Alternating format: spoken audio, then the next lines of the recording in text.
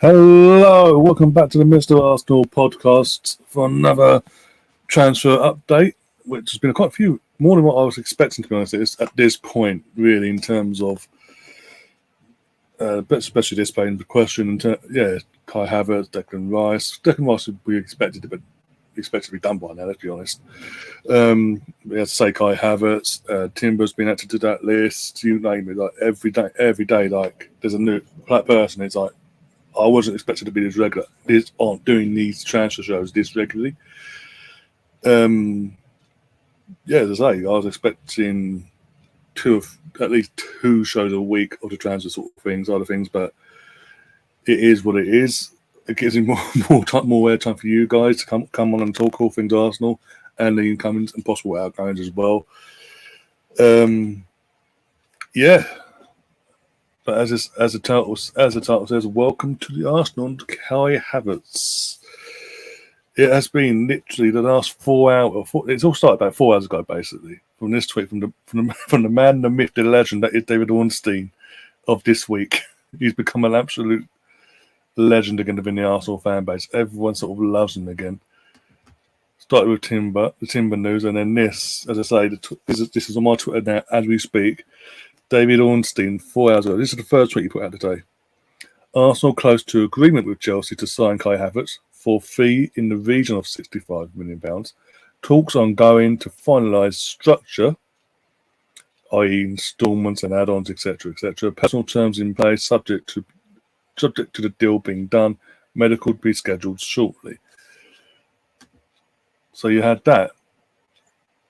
And then, 1 second, you bear with me, I'll go up to the next tweet. Because I've got adverts there, and done for copyright and all that malarkey. Literally 2 hours later, he comes back with this tweet. Arsenal have reached an agreement, going from looking to do it to actually it's being done now. Arsenal have reached an agreement in principle with Chelsea to sign forward Kai Havertz, and the deal for 24-year-old German international is worth around £65 million. Personal terms are already in place. Attacker's medical will follow in due course. And amongst all that, tap-in merchant that is becoming Fabrizio Romano, as in basically copied and pasted these sort of what within reason David Ornstein's tweets and added a bit more juice to the bone and basically saying, yep, done, dusted. This is the feed. Literally, the medical's going to be taking place over the next 24 hours. It'll all be done and dusted. He's going to be doing the first news. Arsenal starts on in the summer. Here we go. Also touching on Declan Rice, he says, still working on that, which I'll get on to later. And in terms of the structure of this agreement with Chelsea, it's now leaked in the coming hours or so. It leaked out that actually not a bad deal for us, because even though the set fee 65 will be up front over 3 years, they're guaranteed 50 million, but apparently we're paying that over 3 years, whatever. So you get an instalment this summer, an instalment next summer, and a one after that of £50 million. The other 15 million is all jumbled into add-ons and this, that, and bonuses and all that. So certain targets are met, they'll get X, Y, and Z. So not a bad deal considering everyone having a meltdown over it since it's come out that we are interested, that Mikel wants him, etc., etc. What else can I say? Like, well, hey, we're doing this. We ain't messing about. It's not just him. We're going to get to the others later, but because obviously this looks like to be the first one. This is where we start off with. We focus on this. I'm just going to pop into the chat though quickly because a few of you are already in, getting your comments in and all that. 1 second. We've got Troy in the chat. We got Troy. We got Steve, the Arsenal misfit. Who then his next comment was, "This move doesn't bother me at all. I have a gut feeling that Chelsea never used him properly." Pretty much echoing what I've been saying since this news sort of broke in the last week or so, in terms of not, like you say, not being used properly. I've said it more. I've been more blunt about it in terms of their playing style doesn't suit Kai Havertz. Doesn't suit him. Taking this move out of the equation to Arsenal. Look at him at Bayer Leverkusen. Look at him when he plays. Look at him when he plays for Germany now. And you look at him with Chelsea. What's the one standout thing? Chelsea are defensive. Chelsea do not play to his strengths. Leverkusen, the way they played, was to his strengths. Germany, the way they play, the attacking football they play, is to his strengths. Chelsea don't do that. Hence why I've been sort of okay with it, with all due respect. I'm not like someone's mentioned already, Lee Gunner or Luca or other fans out there are absolutely losing their minds over it. Another Chelsea reject. Look at his stats. Look where he's coming from. Look at him as a player. Look at the club he's coming from in terms of their playing style, their philosophy, if you will. Does it suit the player? No. Does our playing style, our philosophy suit the player in question? Yes. And he can only, what backs me up in that, as I say, what backs me up in that argument is he's signed up by Leverkusen and his current situation with Germany, the national team. Ever since he's been broken into the German national team, he just rams it home. So I'm one of the ones that are on board with this and saying, you know what? And again, I've said this in the last show we did. Edu and Arteta, over the course of the last few years, have done enough, in my opinion, for me to believe in them and what they're doing. Once, and I said the other day, once in a blue moon, one of these signings don't work out. We've had Willian, we've had the Cedric Suarez, more so Willian, but you know what I'm saying? There's like not even a handful of players, there's literally a few players you can name that haven't worked. Quite literally. Majority have. So I genuinely have faith in Edu and Arteta and what they're doing here. Edu, as obviously in his role at the club and what he's doing and dealing with the transfers, and Arteta as the manager, in terms of not just identifying the players he wants, but when he brings them in, there's a purpose to it and it works. 9 times out of 10, it's worked. So I'm not going to sit here and go, oh. And like Steve goes on to say, then Chelsea has made a bad habit of blowing it on world-class talent. Kevin De Bruyne and Mohamed Salah come to mind. Right? Exactly. I mean, Kevin De Bruyne came through the Chelsea ranks. They shipped him off, and Mourinho, by the way, shipped him off to Wolfsburg. And then literally 5 minutes later, he was only there for, I think he was only there for one season at Wolfsburg. And that's what Wolfsburg. And then literally Man City came in and bought him for 50 million quid. And look what's gone on since then. The one that's just gone on and took to a whole new level. Coming like that. And then Mo Salah, obviously, as we know, was at Chelsea, bought for Chelsea. Had one standout performance against them. They bought him, never used him. And then shipped him off to Roma. He spent 2 years there. He's come back with a point to prove. We're under Klopp, and look what he's done. That's just two examples. That's only 2 examples of the cock-ups that Chelsea made. And historically, in the last 20 years, because we're going to talk about in terms of because he's played as a striker at Chelsea, even though he's not a striker now, a striker, because that's the role he's been given at Chelsea since he's walked through the door under Lampard twice. Poor bastard. Graham Potter and Tuchel. Tuchel rates him, by the way, but obviously because of what they had at hand, he couldn't play him in what position he wanted to play him in, majority of the time. Because he's played in the striker, and everyone goes, "Oh, he plays, comes here. Look at he's done Chelsea." Fuck me! Look at the strikers that Chelsea have bought. The actual strikers they have bought, they haven't worked out. Falcao. Imagine seeing Falcao flop at United and then bringing him in yourself on loan and then not using him and making him flop even harder. Aubameyang most recently. Look at what we had. The Aubameyang we had for the majority of his time at Arsenal. The majority. Yeah, he fell off in the end, last year and a half or so. He was even worse at Chelsea. Trying to think now. Morata rebuilt his career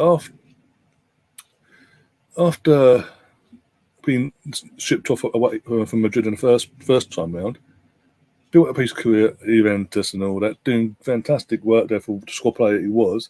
Chelsea came in for him £60 million. What happened there? After the new club bounced, he fell off a cliff. I'm trying to think now. I'm trying to think. Adrian Mutu, straight one of the very first strikers they brought.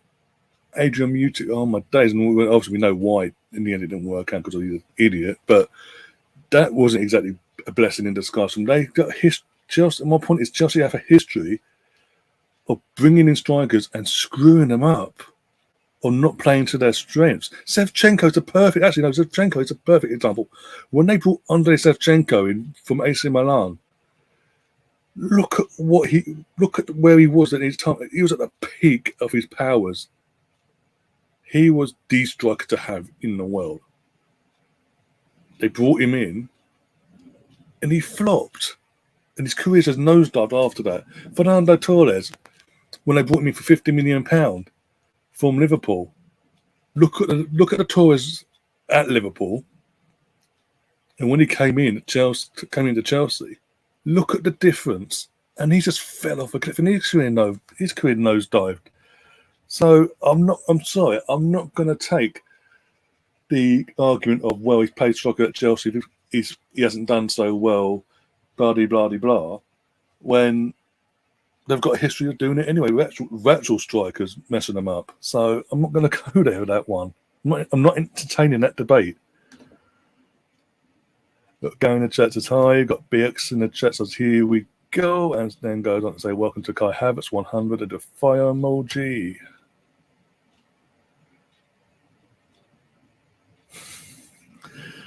Tom's in the chat as well. Got Nemeth in the chat. Just going through the chat quickly. Go back up to the chat quickly. Bear with me a second. Oh dear. There we go. Back up this. He's a good versatile player, which Arteta seems like. That's another thing. The versatility of the guy. Like you just mentioned there. Arteta. Look at all the signings that Arteta's made. The ones that have worked. And all the ones that have, I said the majority of the signings that worked are all versatile players. Obviously, goalkeeper is not versatile, but you know what I'm saying. In terms of outfield players, they've worked. The ones that are versatile, they've worked under Mikel's system. So again, I'm not gonna complain because the history dictates that these versatile players he brings in, they do fit the system. They do work out one way or the other. Again, going back to Mikel has done enough for me to have faith in him and what he's doing. If he wants Kai Havertz and he has a plan for him, let's see what it is. And the fact we're getting him in early before the pre-season, so basically when the pre-season actually starts here in the UK, obviously they come back for pre-season the first week before they go away. They're training at London Coney. You have a bit of time. You have obviously that week and a bit with the team at London Coney, as I say, getting used to these new teammates, getting used to the tactics and the philosophy of what Arteta wants and what Arteta wants to play with, etc. Before we fly off to the States and we start seeing him against the it's fly off to Germany, isn't it? Nuremberg in Germany first, then to the States to play to do the US tour, M&S All Stars, United and Barcelona. So it's giving him plenty of time to settle in. We're not just going to go, well, you're here now, let's throw you under the bus.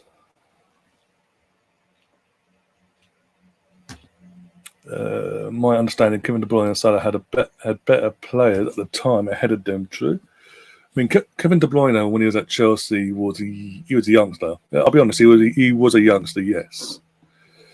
So it was deemed more harder for him to break through, but he wanted to find. Mourinho didn't want nothing to do with him. Didn't suit his system, as you would say. Most Salah was a weird one because he played in the Champions League game. I think it was for now. Basel, I think it was Basel against Chelsea. He scored in that game when Chelsea, I think Chelsea lost that game as well, but he scored the winning goal. And on the back of that, Mourinho and Chelsea wanted to buy him, and they brought him in, and they never used him. They didn't even try to fit him into the system, even in like the lesser games in the early rounds of the cup or anything like that.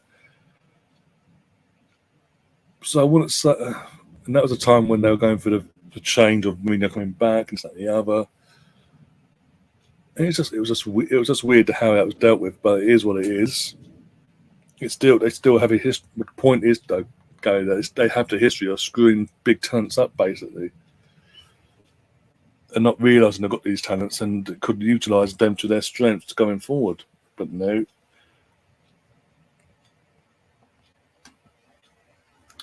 Lee Bummer hating on every transfer we do has a problem. I don't. He's an I've said this before. I know for a fact. I've been told by someone that so we say works with him quite closely. So we say when they do their little collabs, that this has been Lee's plan all along in terms of straight from the off. He decided to be on the start of the argument that he's on in terms of Arsenal and Arteta and all that.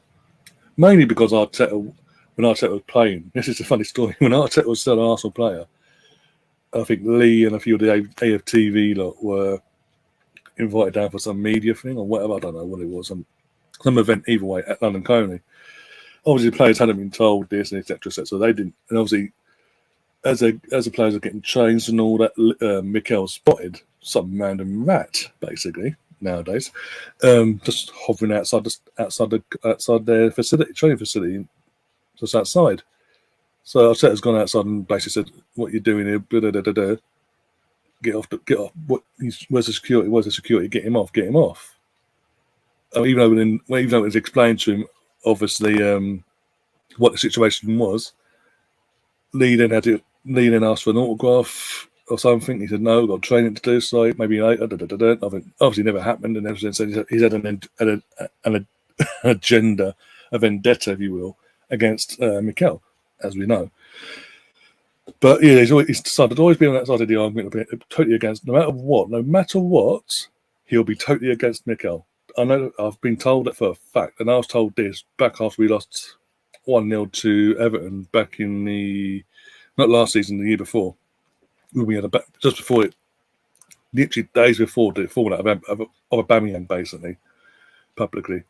I was told point blank that he is so staunch on it, he has to stick to it now, that even if things do turn around in a positive aspect, which they have, he has to stick with the narrative, because then if it then switches back around, he can go, "I told you so," But if it continues on this trajectory, and eventually it ends up with us winning a league title or whatever, he can go, "Well, guys, look, because of my mindset, because of my anger, my frustration towards the club, they've listened to me and my gang and pushed on and basically gone on and done what they've done because of me." So either way, he sort of, in his head, he thinks he's won, but he'll never come off that pedestal of totally against Arteta. No matter what, we could literally win the league and Champions League, and he'll still find a way to bitch, basically, like we're seeing in this transfer window so far. No matter what, he's finding ways to bitch, and it's getting in views and clicks, etc., etc. I won't do that just because that's not me. I don't play up to camera. I'm just me. I'm just a boom. You see what you see is what you get.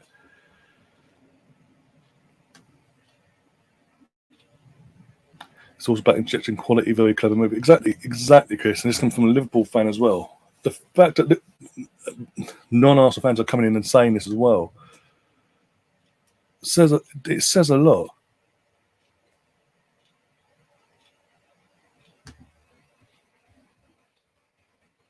Go back into the chat back up a bit. Don't miss any comments from you guys. 1 second. There we go. Troy just saw Vice and KFC. Was Mr. Bungle with him trying to tie down the deal, was he? MS says, "Hi, Ryan. The Havertz signing should be completed soon. Medical is today and tomorrow. So it'll be like the first half will be today, this afternoon. And then early morning, they'll do the second half of the medical. And then after he's done the medical, as you know, of all the other signings we've ever done, as they're finishing that up, he'll then go off to the media side of things, film some interviews for the club website, for the member side of things, and stuff for the media in terms of the actual media side of things. But at London Coney, he'll meet Edu, he'll meet Mikel possibly as well, have a bit of a chat. And then once he's out the door, back to his hotel, wherever, or back to his home, because he plays in London, probably back to his home in West London. Not a hotel, actually, for once.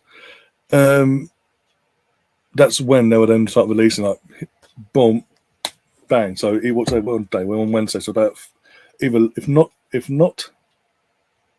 early evening tomorrow. It'll be early morning anytime from 9 o'clock onwards on Friday. We'll get the official announcement of Kai Havertz joining Arsenal with all the videos, as I mentioned already, that all the stuff that would have done, but they'll be doing tomorrow anyway, after the medical completed.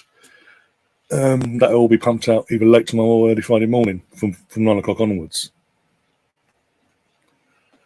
And he's squad number 12 or 23. Another youngster has found a club, so not only first team and the academy too. Number 12 is Saliba, but obviously the rumours are Saliba's going to have a number 2, aren't he? Isn't he? And 23 isn't 29 available as well? So he could keep his number, I'm assuming, if he wanted to, but he's got the options. I think that's the point I was trying to say. He's either 12 or 23. Who's 20? Who the heck? I'm trying to think now. Who's 23 before? Obviously David Luiz, and then since then, I'm trying to bloody think now. Blimey. It'll come to me. It'll come to me when I get off air. Like, oh, that's number 23. It's Sambi's 23. That's it. There you go, Sambi Lokonga, but obviously we don't know what's going on with him. He might be getting loaned out of Burnley. You are part funding Chelsea signing rights. He ain't going. He's already said he wants to go to a team in Champions League. Chelsea ain't even in Europe, let alone Champions League. He wants to stay in London. So we're the only London team who can offer Champions League football. He's told West Ham and everyone else, it's Arsenal or I'm staying put. I don't want to go anywhere else because I want to stay in London. I don't want to, because obviously he's got his partner, he's got a child on the way, I believe, from what I've heard. Obviously his family in general. He doesn't want to root and mess things about there. He wants to be somewhere he's comfortable in London, and we can, as I say, we can offer the Champions League as well to boot. So he's because he's so staunch on that. That's why West Ham aren't getting any other bids currently from Man City, Man United, or whoever. Bayern Munich pulled out because of that. Because he's been so staunch on that matter. Nemeth says he can't be that bad if Bayern Munich wanted him as well. I mean, yeah, look at Bayern Munich. You're saying Bayern Munich wanted him. Who's manager? Munich? Tuchel. And Thomas Tuchel absolutely rates Kai Havertz. So you got fucking Freddie Gunner going, oh no, they didn't want him after all. It was just a ploy to get us to get him. Fuck off. The playing question is, Mario, we've let him go. We let him go completely? Oh, okay. Good luck to him. Obviously, he had a bit of a potential rep coming through the academy when he came to us initially. Okay, I think we'd let him go that easily, that quickly. We are funding Chelsea for Casado. I mean, if Casado, I've said this before, Russ, and I'll say it to everyone else. If Casado's going to Chelsea, it's for money and money only, because there's no other reason for him to go there. Let's be brutally honest. This is Collins in the chat says this is Mikel Arteta's most expensive signing, and it is also his man rolling the dice in the casino. That's the point. Good point there. As it stands, this will be the most expensive signing, and if we get Declan, it then Declan will be the most expensive. He'll become the second most expensive in this sort of period of time. But it's his choice. This is the point which I've been trying to make all along, basically. Since again going back to the fallout of the Super League, it suddenly gave the Cronkies and the board in general, the club in general, the kick up the arse that they needed, and since then, every player that Mikel's asked for, we've got one way or the other. Even if it's not the first choice, he has a backup list, and boom. I mean, again, I refer to it back to the days of David Dean and Arsene Wenger. Wenger would go to him with a list at the end of every season. For his first choice, his second, like backups in case he doesn't get the first, etc., etc. He'll give it to his what is now Edu, but in terms of David Dean, and David Dean would then go out with his team and do the legwork. And Wenger just had a few weeks of month and a half, 2 months of relaxing, and getting prepared for himself for another season. And that's what's happening. And this is what's happening here. Mikel has the list. They talk about the season, and then come the end of the season, he'll go to Edu with the list of his first choices, his backups, etc., just in case you can't always get your first choice. And every player that he's wanted, be it his first choices or backups, the club have gone and backed him every step of the way, and one way or the other, we've got them in. So I don't get why people are still complaining about Edu, about Arteta, about our incoming business. When, as I say, 9 times out of 10, all the players in all positions we brought in, 9 times out of 10, they've all fucking worked. As I say, on a hand, you can count on one hand the amount of players that haven't worked under the Edu and Arteta regime. Literally a handful. And look how long they've been in. Look how many players we brought in. People need to just breathe, relax, and see what happens. Give these players no matter where they're coming from, give them a chance. We're crying out loud. I mean, the fact that Arsenal are looks like they're going to be willing to spend over £100 million on Declan Rice. And let's be honest, with 2 years on it, and let's be honest, that's mostly of the English player tax and all that, because with 2 years left in your contract, any player should not be worth unless they've got a release clause in their contract like Jack Grealish did a couple of years back.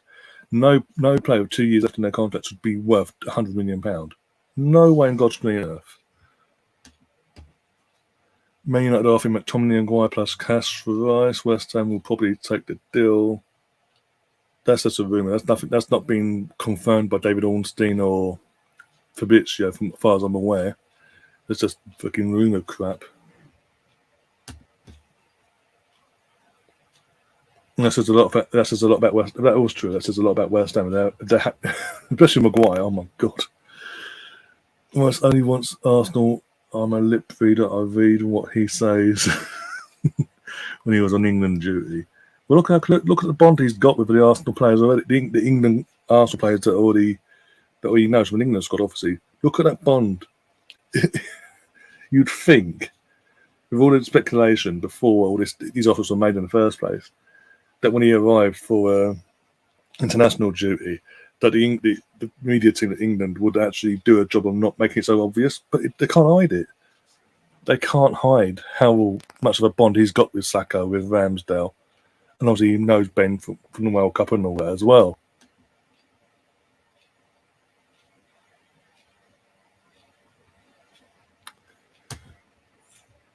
Got Dimsink in the chat as well. Big up Dimsink. I'll be back down in the chat in a second. Just making sure I ain't missed no one. Rice wants to go to Leeds. I don't think he's that desperate to get out of West Ham.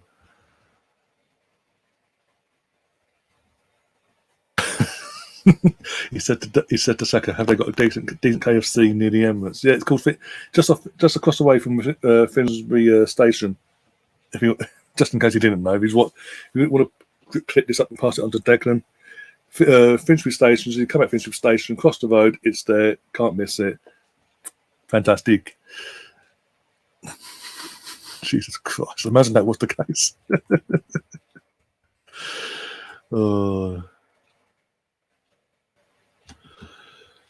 Russ says, I still don't like it. If it looks like a fish and smells like a fish, then it's a fish. Well, we'll see. I'm just going by the fact that Aussie's versatility and every versatile player that Mikel's brought in has worked under his setup and what he's been trying to build over the last few years. So for him to personally again pick out Kai, he must have a plan in terms of where he wants to play Kai in our team, in our system, be it the number 8, 10, or on the wings or striker or whatever. But we'll see. Obviously, getting him in now, he'll get obviously training. We'll get to see him in the first game against Nuremberg in Germany, pre-season game, and then M&S All-Stars and all that. So we're going to get to see him early doors, and straight away we'll see what Arteta's actually planned with Kai Havertz is all about. And then from that we can judge it from that. But I'm not going to judge him. I haven't seen him in an Arsenal shirt yet in our system, because our system is completely different to Chelsea's system, as I've been discussing before. Chris says he's got the second most off the ball runs in the box. Imagine that link up with Odegaard, not just Odegaard, Martinelli coming out of there, Saka down the right. Jesus Christ. He doesn't even have, he's never had that at Chelsea. Let's be brutally honest. Yes, they've got good players. Because of the system they play, he's not had that supply and demand. For literally every possible angle you can think of. He just hasn't. And if he were to get Declan in, you add that into the equation as well. From him being whatever, be the anchor or whatever, and the bombing forward. Oh my days. But we'll see. Look, we'll see. We go as it stands, game by game in terms of pre-season. See how we go from there. They are due back on their 1st or the 2nd of July for those who are not on international duty. Oh, that's cool. Okay, so like Jesus and all that malarkey. I know Ramsdale was on international duty, but he didn't play a game, so they may as well bring Ramsdale back as well. And I know Turner plays, so they may as well bring Ramsdale back because he didn't play a game. He just trained. So yeah, congratulations to Aaron Ramsdale. Just saying it before I went live, seeing a post from him on his Instagram and all that. He's got married to he's gone and got married to his other half today. Well, no, not the 20th or something. Today? Yesterday, sorry. Yesterday got married. He posted it today, confirming they've got married. The now mother of his child, and also congratulations to them both, and hope they enjoy themselves and enjoy their honeymoon and all that. I think Arsenal should try and join leagues in the EFL. Come on, it'll be fun. We'll smash that league up. Chelsea signed a second team of highly rated young players and sold them for profit. Yep. I mean, look what they're doing now. They're literally, we've got links to Saudi in our boardroom. But, the ones we can't sell off to in and around Europe, can you take them, please? Yeah, no problem. There's your money. Yeah, wash it through. Emerson in the chat as well again says, also, can you note that the Army have stopped sending the home top as there is a misprint on the top?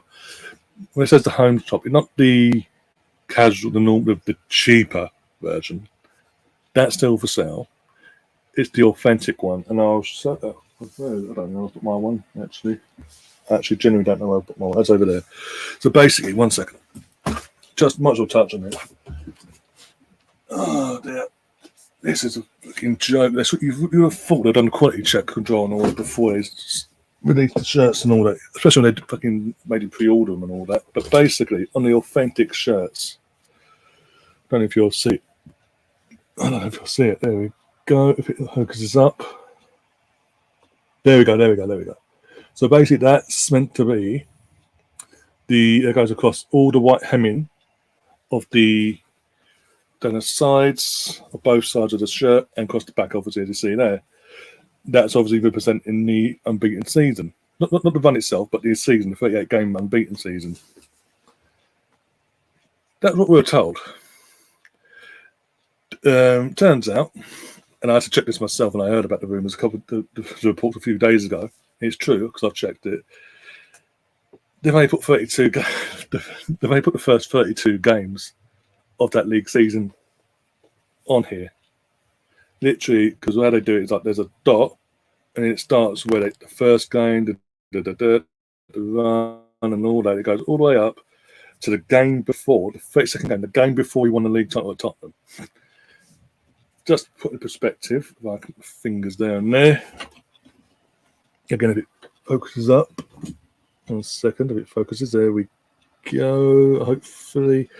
So where my finger is, bloody hell, there, to where my finger is there. 32 either W's or D's, not 38. So there's been a bit of a hiccup on the Adidas side of things. So because of that, them and Arsenal have come together. They've pulled the authentic shirt off the website, so you can't buy it at the moment. But Adidas have said they've put a statement that's apologising and all that. But they have said they are going to re-release the shirt with the correct number of games. For fuck's sake, on the actual on the hemming of the shirt as it is on here, but the correct number of 38 dot another, etc. not the 32 it's currently at. That because that's going to be re-released. They're hoping just as a season, either start the season or mid-August, early September, depending on how long it takes them to rectify their mistakes. And they are offering apparently refunds for all the fans that have bought this shirt already. So refunds, and obviously when they release it, they release the newer version, the correct version of it now. They will then give us more information on that and how we go about that side of things. But they are offering refunds. So anyone that's bought the authentic shirt, wherever you are in order, if you've bought it from the Arsenal website, or on that, it's the Arsenal website. I don't think they're selling it on their desk. But if you bought it from the Arsenal website or on Adidas, just contact the customer service and they will explain the situation, so they know what you're talking about, and you'll be offered a refund, apparently, a full refund. So yeah, just thanks Emerson, reminded me on that, by the way. Dimshink, City have proven it's all about the squad. Exactly. This is the thing. We've built up a good. For the last season and season before, we've shown we've got a good 11, starting 11 / 3 or 4 subs basically that we can rely on, basically, give or take. But this season just gone particularly has proven that's not good enough. You need the squad depth. From an Arsenal perspective, you need more squad depth, and that's what I've been saying in terms of these transfer shows. It's more about, because of the side of our squad, we're going back in the Champions League. We need a big, deep squad. We can't have the size of squad we've got now. We've got to strengthen it, squad depth wise, and all that. So it's all well and good. Letting players, Xhaka. I think Xhaka's going. Partey looks like he's going. Jorginho's staying now, by the way. By the looks of it, he's snubbing Lazio and saying, "No, I'm staying put." Says a lot about Partey and what's going on there as well. But as much as we're letting players go, we've got not only replace them, but we've still got to then add to the depth of them particular areas. So before this window had even opened, we knew in terms of we needed two more midfield. Before the window had even opened and the rumours and all that, we needed 2 more midfielders. We needed another striker, a right winger, right back, and a centre back. So that's what we already needed. If with Partey and Granit going, we now need an extra. We still needed 2, but we probably need an extra 1. So we now need 3 midfielders, depending on what the Kai Havertz situation is and where he's going to play. If he's going to play midfield, we then still need a striker. We still need a right winger. And then we've got the Timber situation. So that could. Going by how he plays, he can play right back or right centre back. That could cover that. We still got to add the depth. We can't just be going, oh well, you're gone, and just replacing. It's got to replace and then add on top. Otherwise, next season we're just going to be doing what we did last season, basically. BX, most of the site asked know-it-alls on YouTube are embarrassing our fan base, moaning, crying about everything and nothing all at once. Exactly. I've seen it. There's one, again, I don't know if he's in the chat or not. There's one guy in particular on fucking Twitter does my fucking head in. Just completely, constantly moans about everything. And when I say everything, I mean everything. Hey. There we go. Demonstrating again. I see Havertz playing in the Jacques having late runs into the box. Yeah, I can see that. That's what I'm saying. Until we know, we don't know. We also don't know in terms of us. We don't know what else we need to address in terms of transfer work. And once we've seen him play for Arsenal against Nuremberg and MLS All Stars and all that in pre-season, and we've seen him consistently play in a particular position, then we know as fans where else we need to address. Until then, relax. Who has 19? That's Leonardo Trossard. Took that in January. I'm assuming he's keeping it as well. Edu, Arteta and Richard Garlick sit down and discuss what areas the team needs changing, and they pull a list of players together. So far, the signs are great. Not all will work. Exactly. And we saw, again, the documentary sort of hinted on that as well. Going back to the documentary every now and then, as I do. that sort of hinted on that. They sort of hinted on that as well. Sorry, that how they go about the transfer side of things and how far in advance they do start planning for the summer window, for example. And as I say, not all will work. I've said everyone's worked. All the players we brought in under Edu and Arteta since Arteta's arrived in December of 2019 going into 2020. You can count on one hand. You can literally count on one hand the amount of players that haven't worked, but the majority have, and that's why I say, in terms of Kai Havertz, even though he's coming from Chelsea, and he hasn't had the best of times at Chelsea, I sit back and I look at him and I see why it hasn't worked, and also at the same time, Arteta and Edu collectively have worked together, and they've shown me I can trust them in terms of who they bring in. I trust them to have a plan basically with that particular player, no matter what their situation is at their previous club. We can change their fortunes basically. AFC Authentic says hello, happy about Kai, cannot wait to see him in the red soon. Big up yourself. If you are new to the channel, keep subscribed to the channel, and I hope to see a lot more of you soon, my friend.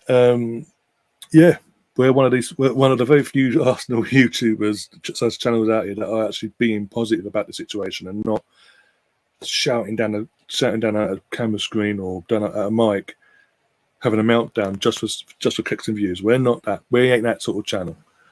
We are unlike them sort of channels. We are real and authentic and don't take the mic basically.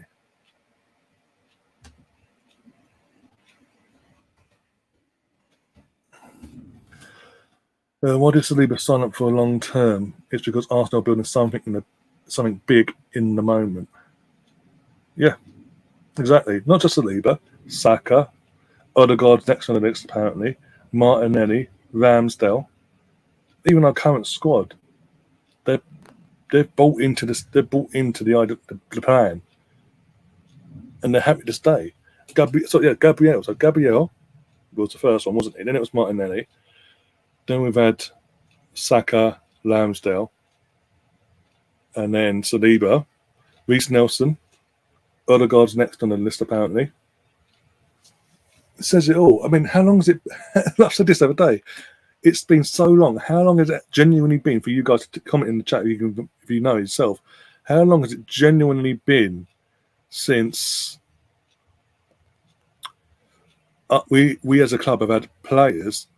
Not just one or two, but a collective of players that actually are committed to the club, that are committed to what we are doing in the moment. It's been ages. I mean, I'm 34. We're probably going to go back to my early 20s, late teens will probably be the last time.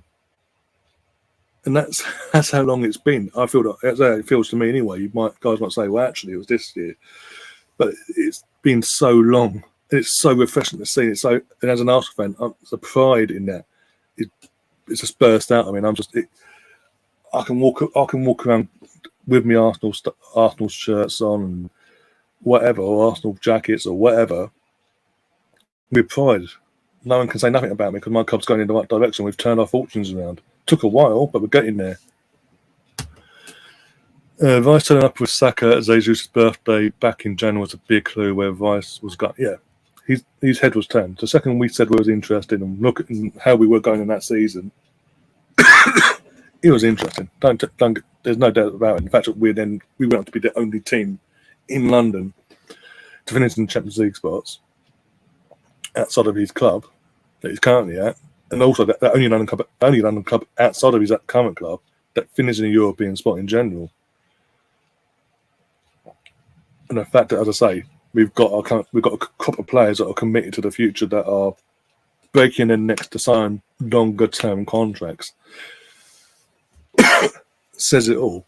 And yet, obviously, players like Rice will see that and go, "Well, Arteta, Edu, the club itself must be doing something right for these players, these young, talented players, to be so committed."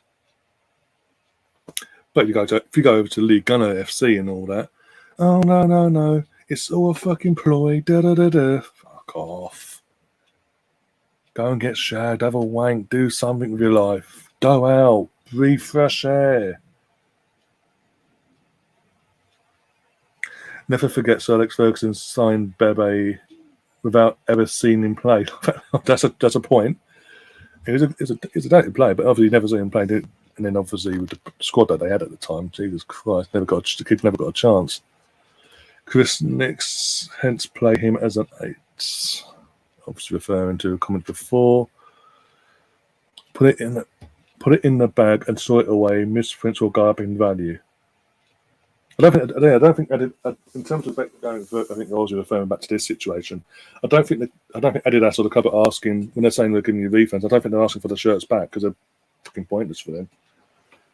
But they're offering refunds. They're offering refunds and all that. When you called up and they're offering refunds, as long as they're not, as you say, as long as they're not then twist it to say we send it back to us and then we'll give you the refund. No, you fucked up. Give us a refund.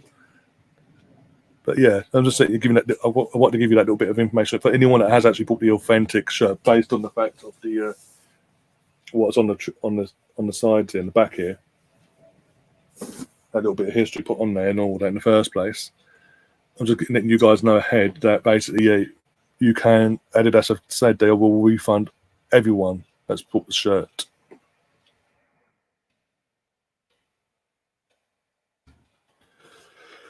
Mr. Beehive of Football Chat is a Brentford fan, by the way. Big up yourself.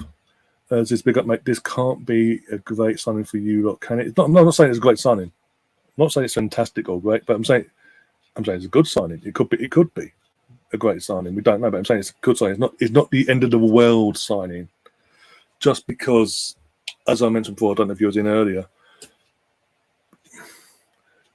Look at Kai Havertz at Leverkusen. If you look at Kai Havertz when he plays for Germany, even now, and you look at the Kai Havertz at Chelsea, the one difference is the playing style. Between the three teams I mentioned there, the one difference is the playing style at one of them clubs. And what's that one club? Chelsea, where he suffered the most.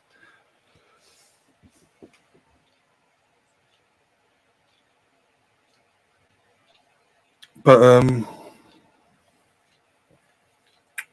we'll see. Look, we'll see. As I say, because you got to remember the versatility as well. Adding to, I don't know what it is about Arteta, but he's had this from day one. He's had this thing about his players with versatility. He loves. He just loves them because it builds into his system a lot quicker and makes his job a lot easier apparently. And as I say, every versatile player he's brought at Arsenal, they've all worked. So I'm not going to say it's a great signing, but it's a good one. Potentially could be a great signing if he works and fits within the Arteta system, which, going by what we see with Germany, Germany going through a rebuild, by the way, national team wise.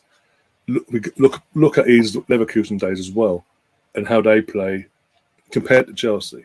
Chelsea are very they don't fit his style of play. It never built into his style of play whatsoever.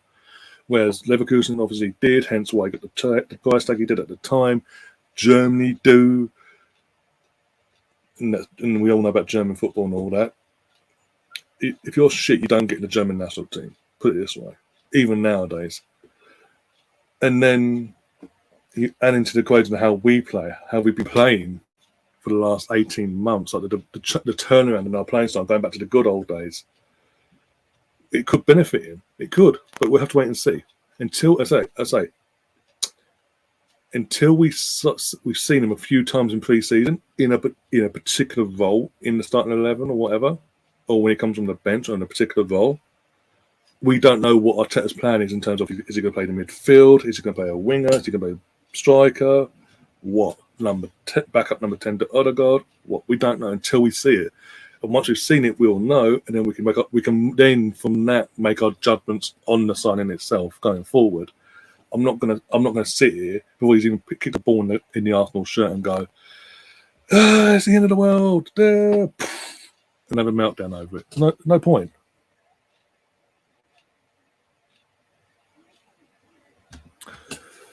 The shirt So that shirt Ryan has will now become a hot community because of its rarity in the future. Don't throw it out. No. I'm not going to throw it. No.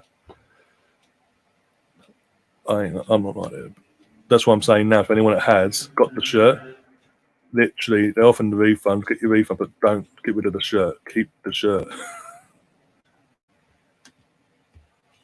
If we had timber vice, those are three pillars, not building blocks coming in. Timber, I mean, the fact that came out of nowhere, by the way, it was very. When that came out, not last night, the night before, over by David Ornstein again about timber, very sort of reminiscent from last year when we talked about when Fabio Vieira came out of nowhere. Boom, boom, there you go, done. Hopefully, it has a better outcome in timber, but we'll see. In terms, again, it's just depth. He got Champions League proven. He's been playing with Ajax in the Champions League. No matter what people say, it's Champions League. And it's squad depth. It's end of the day, it's squad fucking depth. I keep saying we need to add squad depth. And he's young as well, so he's got longevity in his career. He's not going to be one of these over the hill players like Thiago Silva's. I got a 2 or 3 years cycle left in him or whatever. I've seen fans go, I'd rather have, but they'd like to have Sergio Ramos come. I'm like, no, because Sergio Ramos is not coming in to be a squad player at any club. Look at the ego of the guy in general. He ain't coming to Arsenal to be a squad player, even though he'd have to be.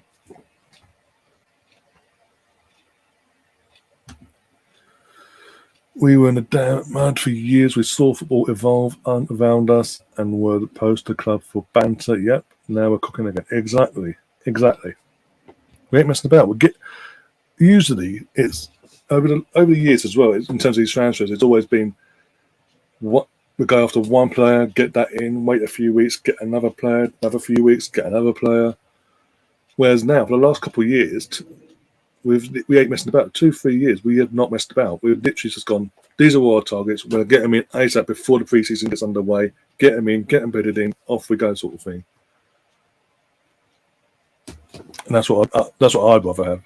Players in ASAP and bedded into the system, and then generally their new teammates before they even kicked a ball in pre-season. Emerson saying breaking news is Mourinho is being banned by UEFA for 4 matches of his outbursts of anti-Italian. Only 4 matches after what he calls. Okay, well, it's still something better than nothing, I suppose. You'll appeal that though. You do know. We do know that, right? He will appeal the life out of that one. Arsenal misprinting shirts. Give their Champions League spot. Just go away. Go away. Don't take them words out of your mouth. I'm gutted we didn't try for Kuleveski or Neves, honestly. But it's still very early, and we are adding some big names. Yeah, we're not going for small names.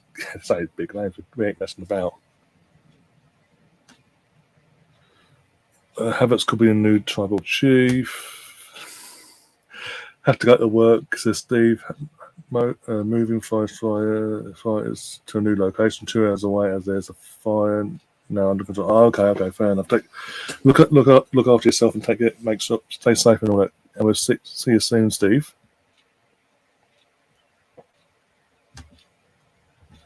Breaking news: West Ham fans are banned for the first 2 away matches in the Europa League campaign next season and fined $55,000.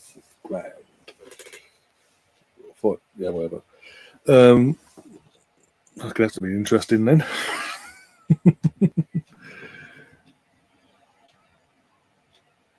Says they must turn up to Thursday at Real Madrid in a white suit on my days. Strength. So he's an arrogant prick who thinks he can get away with anything. Yeah, he is. I would have thought because of not only what he did in the car park, but because of his actions and what they called at the airport to anti-detain on his family, I would have thought they would have given him a bigger ban than that. But it is what it is. And yeah, we're up to date on our live chat. Yay! How are you doing on this side of things? No, so going someone. Cool. By the way, guys, just to keep you updated, we are still having issues with YouTube and this glitch that's going around. So again, keep an eye out. If you have any problems yourself, do let me know, and I can then let them know basically. But yeah, just thought I'd let you know the glitch is still continuing because they're digging their heels in, saying I've got to do their legwork. Well, it ain't gonna happen. Pay me a fee and I'll fucking do it. But until then, yeah, Jesus Christ, remember that, Jesus. Yeah, I don't know, naughty basket again. Oh dear. But and with that, we are going to wrap things up, guys. Thanks for coming along, all the new faces and some of the regulars as well. Thanks for coming along. If you are new to the channel, obviously do subscribe, do share the content around as well. And even the regulars as well, please share the content around. Do smash the like button on your way out if you haven't already.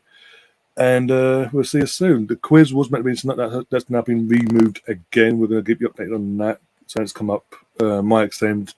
And once we've dealt with that, we'll let you know when the quiz has been reorganised for and who's going to be coming on for that. In terms of next show, that will be whenever we get the official announcement of Kai Havertz or whoever else as well. Any other transfer news dealings that come up between now and whenever, we'll cover them straight away, and I'll be a lot quicker on it as well going forward. As soon as it breaks, bang, we'll be on it. Aside from that, watch along wise, I think the next watch along we'll be doing will be the England women's friendly, pre-World Cup friendly against Portugal, I believe it is, before they travel off to the other side of the world. When that, I need to check when the date is for that, but keep an eye out for that. England women versus the Portuguese women.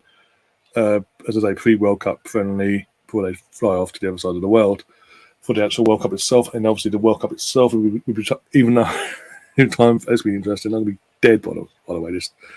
The deeper England go in this competition, I'm going to be dead probably for that month and a half. That's all I'm saying. Any factor in the pre-season as well. Oh my god, what am I doing?